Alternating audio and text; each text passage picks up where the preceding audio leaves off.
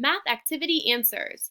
Here are some answers to the questions that you guys were just working on. The first one, how many ladybugs and butterflies did they find? 10, because 6 plus 4 equals 10.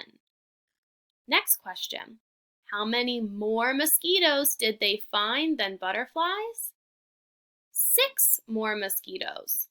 Now for the last one, you guys may have different answers than I do. I just gave you a couple different examples of questions you could have made up. So you were supposed to make up your own question about the bar graph that could have been answered by looking at the bar graph. One possible answer could be, how many more ladybugs did they find than butterflies?